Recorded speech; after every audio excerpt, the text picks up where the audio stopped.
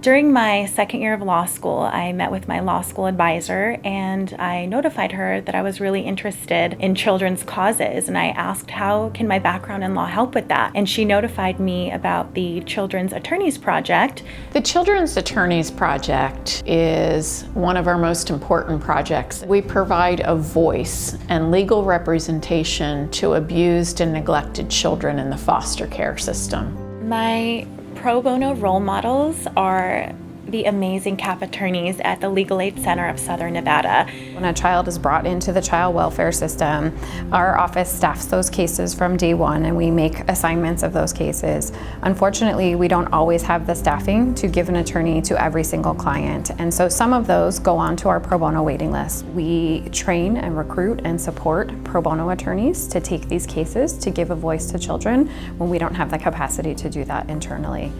Mona adopted the Children's Attorneys Project as a special pro bono project for herself. In particular, she focused on infants and toddlers. Sometimes mothers will give birth at the hospital and then depart the hospital without their baby intentionally because they don't want that baby. That child is just abandoned. They're placed into the foster system and the process begins at that point to find for them a permanent, loving home. Mona represents those babies.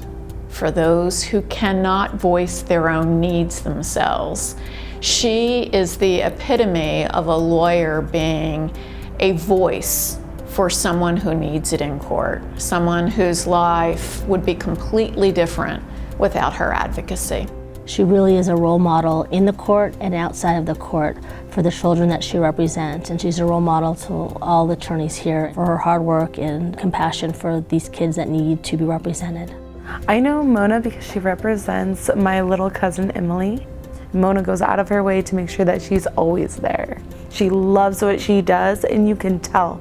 And it makes me so happy that someone in the court is actually fighting for what Emily wants.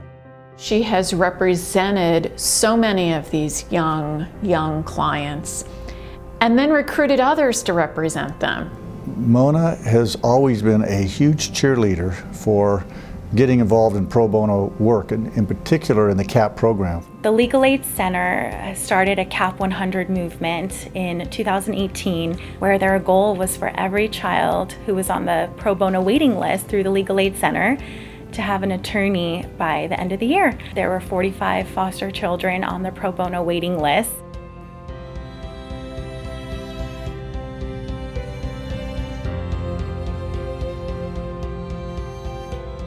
It was Mona's inspiration to motivate all those lawyers out there in the audience that day to step forward and commit themselves to taking on those cases. My firm had agreed to donate $1,000 to the Legal Aid Center for every case taken through the end of the year, and within 2 weeks, all 45 foster children had a pro bono attorney representing them.